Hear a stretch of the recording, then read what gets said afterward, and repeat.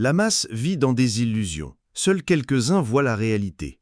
Imagine une caverne. Des êtres humains enchaînés depuis leur naissance, le regard fixé sur un mur froid.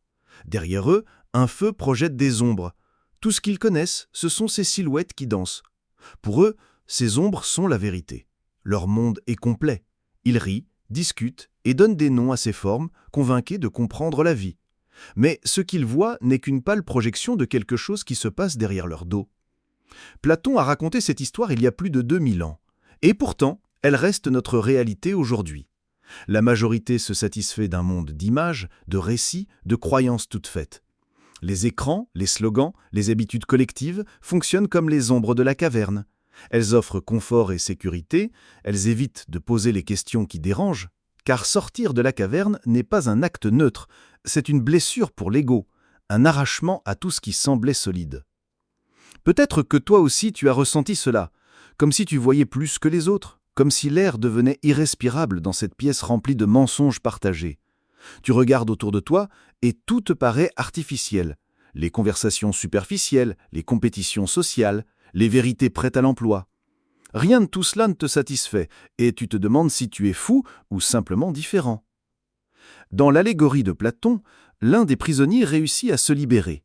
Il se lève, ses yeux brûlent à cause de la lumière du feu, chaque pas vers la sortie est douloureux, mais lorsqu'il attend enfin l'extérieur, il découvre un monde qu'aucun autre n'aurait pu l'imaginer. Le ciel, le soleil, la vraie lumière. Et avec cette révélation vient un prix terrible. Il ne pourra plus jamais voir les ombres de la même façon. Carl Jung aurait dit que ce prisonnier a entamé son processus d'individuation. Voir la réalité, ce n'est pas une curiosité intellectuelle, c'est un bouleversement psychologique. C'est sentir que quelque chose en toi refuse de continuer à jouer le même rôle que les autres. C'est le début d'un combat intérieur qui t'éloigne du troupeau. Et voilà la vérité qui dérange. La plupart des gens ne veulent pas sortir de la caverne, pas parce qu'ils sont stupides, mais parce que les ombres les protègent d'une vérité trop douloureuse. Rompre ces chaînes, c'est perdre son appartenance, c'est se retrouver seul dans un monde inconnu. Toi qui regardes cette vidéo, si tu sens que le monde autour de toi n'est qu'un décor de théâtre, sache que tu es déjà en train de gravir le chemin. Tu n'as pas choisi de voir, c'est la vision qui t'a choisi. Et même si cela te coûte des relations, des certitudes et des nuits tranquilles, c'est le premier signe que tu es en train de naître à toi-même. Pourquoi les masses préfèrent-elles les ombres? Platon avait déjà la réponse. Parce que c'est plus facile. Dans la caverne, personne ne remet en question l'ordre établi. Chacun connaît sa place. Les règles sont simples. Et la peur de l'inconnu reste loin. Les chaînes ne sont pas seulement physiques, elles sont psychologiques. Elles représentent l'habitude, le confort, la certitude. Et l'esprit humain préfère 1000 fois une illusion stable à une vérité déstabilisante. Carl Jung décrivait cela comme l'emprise de l'inconscient collectif. Ce n'est pas seulement un ensemble d'idées partagées, c'est une véritable prison invisible qui nous dicte comment penser, comment nous comporter, comment aimer et même comment souffrir. Elle nous dit ce qui est normal, ce qui est acceptable, ce qui est bien. Et tant que nous restons à l'intérieur de ce champ magnétique, nous ressentons une appartenance, une sécurité. Nietzsche allait encore plus loin. Il parlait du troupeau, cette masse qui se déplace ensemble pour ne pas avoir à décider seul. Dans ce troupeau, chacun imite l'autre. Et la morale dominante sert à écraser toute singularité qui pourrait menacer l'équilibre collectif. Être comme tout le monde devient une vertu, penser différemment devient un danger. Regarde autour de toi. Combien de personnes se questionnent vraiment? Combien osent désobéir aux normes implicites? La plupart se contentent d'accepter ce qu'on leur dit, ce qu'il faut croire, ce qu'il faut acheter, ce qu'il faut craindre. Elles en rient, elles en débattent parfois, mais sans jamais sortir du cadre. C'est ce qui rend l'illusion si solide. Elle n'est pas imposée par la force, mais acceptée volontairement. Et c'est là que tu commences à sentir la fracture, car si tu vois au-delà, si tu refuses de jouer le jeu, tu deviens une anomalie. Tu te rends compte que la normalité est une construction fragile, que les vérités collectives sont souvent des mensonges utiles. Et cela crée une tension intérieure presque insupportable. Rester dans l'illusion est impossible, mais la quitter t'isole du reste du monde.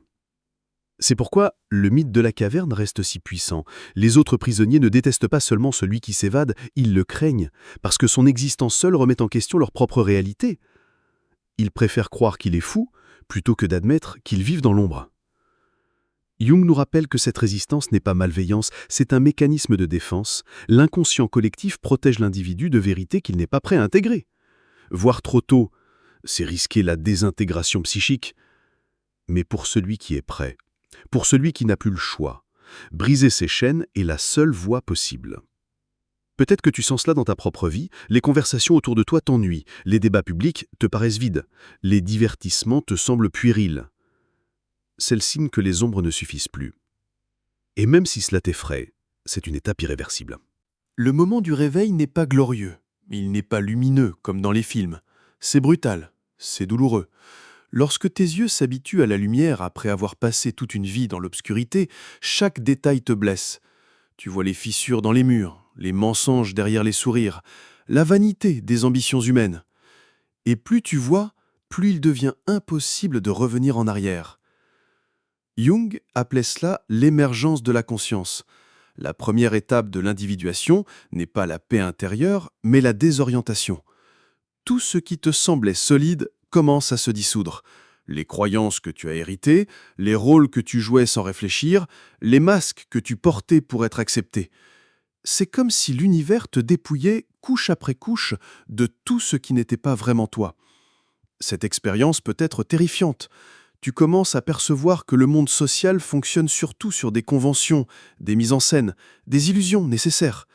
Les gens disent ce qu'ils doivent dire, affichent ce qu'ils doivent afficher. Les valeurs qu'ils défendent sont souvent héritées, rarement choisies. Et toi, tu ne peux plus t'y abandonner. Beaucoup décrivent cette phase comme une crise existentielle. Tout perd son sens. Le travail, les relations superficielles, les distractions qui occupaient tes soirées. Tu ressens un vide qui te dévore, et tu pourrais croire que tu es en train de perdre pied. Mais en réalité, ce vide est le signe que l'ancien monde est en train de s'effondrer pour que le tien puisse naître. C'est là que Jung intervient. Celui qui a un pourquoi peut supporter presque n'importe quel comment. Ce que tu vis n'est pas une punition, mais une initiation. Tu es en train de sortir de la caverne, et chaque pas te rapproche de la lumière, même si pour l'instant, tout semble plus sombre. Jung ajoutait que ce processus est inévitable pour celui qui cherche la vérité. C'est l'appel de l'inconscient à devenir un individu, à ne plus l'être seulement une particule de la masse. Mais ce chemin n'est pas pour tout le monde. La majorité préfère rester dans le confort du connu, même si ce connu est une prison. Si tu te reconnais dans ces mots, si tu ressens cette douleur sourde, sache qu'elle a un sens. Elle n'est pas le signe que quelque chose est cassé en toi. Elle est le signe que tu es en train de te réveiller. Lorsque tu commences à voir ce que les autres ne voient pas, leur regard sur toi change. Au début, ils rient. Ils te trouvent étrange, un peu dramatique. Tes réflexions les mettent mal à l'aise. Alors, ils les minimisent. Mais si tu continues à parler, si tu refuses de jouer le jeu, le rire se transforme en rejet. Tu deviens celui qui dérange. Celui qui menace la paix de la caverne. Platon l'avait prévu. Si le prisonnier libéré retournait dans la caverne pour libérer les autres, il le tuerait, parce que sa vérité est un affront à leur monde. Et nous voyons la même dynamique aujourd'hui. Celui qui refuse les illusions collectives, qu'elles soient politiques, sociales ou même familiales, devient rapidement la cible. Jung expliquait cela par le mécanisme de la projection de l'ombre. La masse déverse sur l'individu éveillé tout ce qu'elle refuse de voir en elle-même. Son hypocrisie, sa peur, son agressivité. Il devient le bouc émissaire, celui sur qui on peut concentrer l'attention collective. Ce n'est pas personnel, c'est presque une loi psychologique. Le groupe protège son illusion en sacrifiant celui qui la met en danger. Nietzsche parlait de la solitude du penseur comme d'un exil volontaire. Mais cet exil n'est pas toujours choisi. Parfois, il est imposé par les autres. Il cesse de t'inviter. Il te traite de pessimiste, de cynique, de complotiste. Peu importe le mot, l'important c'est de t'exclure pour que le troupeau retrouve sa cohésion. Cette étape est peut-être la plus douloureuse de toutes. Parce que tu ne perds pas seulement des croyances, Tu perds des relations, des lieux, des appartenances. Tu regardes les gens que tu aimais s'éloigner, non pas parce que tu les rejettes, mais parce que tu es devenu un miroir trop fidèle de ce qu'ils ne veulent pas voir. Mais il y a un paradoxe ici. Plus tu es rejeté, plus tu es poussé à aller au bout de ton chemin. La solitude devient le creuset d'un ton individuation. C'est dans ce silence, parfois insupportable, que ton vrai moi commence à se former. Alors oui, c'est une épreuve. Mais c'est aussi une confirmation. Si tu ressens cette exclusion, c'est parce que tu as franchi un seuil. Tu ne fais plus partie de la masse hypnotisée. Tu es en train de devenir celui qui voit. Pourquoi si peu de gens supportent-ils la réalité? Parce qu'elle est lourde. Vivre dans la vérité, c'est accepter de porter un fardeau que la plupart refusent. Il ne s'agit pas seulement de voir les mensonges des autres, mais aussi les tiens. Chaque illusion que tu abandonnes te laisse nu, sans protection, face au monde tel qu'il est. Psychologiquement, cela peut ressembler à un naufrage. L'isolement devient presque total. Les conversations légères ne te nourrissent plus. Les anciennes distractions perdent leur saveur. Tu es tenté par le cynisme, parfois par le nihilisme. Certains sombrent dans l'anxiété ou la dépression, car ils n'ont plus de sol sur lequel se tenir. C'est le prix de l'éveil. Avant d'atteindre la liberté, tu dois traverser le désert. Jung le savait. Il parlait de la nuit obscure de l'âme comme d'une étape nécessaire. L'inconscient t'oblige à descendre dans tes propres ténèbres, à affronter ta peur de l'absurde, à faire face à ta solitude. Et ce n'est qu'en survivant à cette descente que tu découvres une force intérieure que rien d'extérieur ne peut t'offrir. Mais il y a aussi un gain que peu imaginent. En supportant cette lucidité, tu deviens authentique. Tu n'as plus besoin de jouer un rôle pour être accepté. Tu commences à vivre selon ta propre vérité, même si cela déplaît. Et cette liberté a un goût que rien ne peut égaler. Nietzsche appelait cela devenir le surhomme. Non pas un être supérieur aux autres, mais quelqu'un qui a transmuté sa douleur en puissance. Il disait « Deviens qui tu es ». Cette phrase n'est pas un slogan motivant, c'est une tâche presque surhumaine. Elle exige que tu continues, même lorsque tout te pousse à revenir dans la caverne. Et un jour, quelque chose change. Tu réalises que tu n'as plus besoin de convaincre les autres, tu n'as plus besoin qu'ils te comprennent. Ton regard cesse d'être un cri de révolte et devient un témoin silencieux. Tu n'es plus en guerre avec le monde, tu as simplement choisi un autre plan de réalité. C'est peut-être le plus grand paradoxe. Vivre dans la réalité peut te rendre plus calme, plus ancré, même plus aimant même. Parce que tu n'attends plus que les autres valident ton expérience. Tu sais ce que tu vois, et cela suffit. Arrive un moment où la douleur de voir se transforme en puissance tranquille.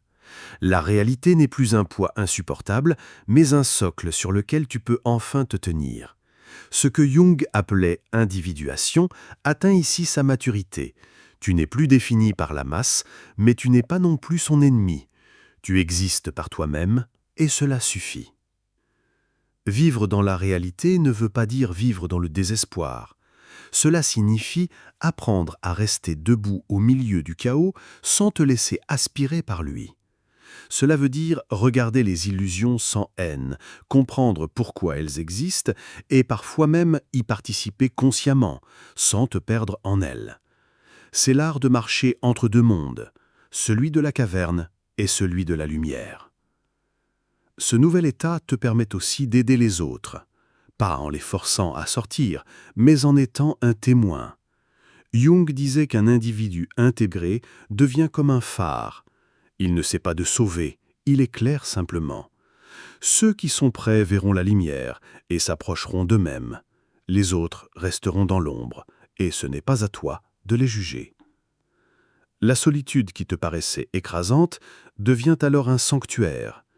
Elle n'est plus synonyme d'abandon, mais d'espace intérieur. Dans ce silence, tu découvres des parts de toi que tu n'avais jamais entendues. Tu dialogues avec ton inconscient, avec ce qui est plus grand que toi. Et peu à peu, tu sens une paix qui ne dépend plus de rien d'extérieur. Le monde n'a pas changé. Les ombres dansent toujours sur le mur. Les conversations superficielles continuent, les illusions se renouvellent. Mais toi, tu n'es plus prisonnier. Tu n'as plus besoin de crier ta vérité, car elle rayonne dans ta façon d'être. Et c'est peut-être cela le sens profond de voir la réalité.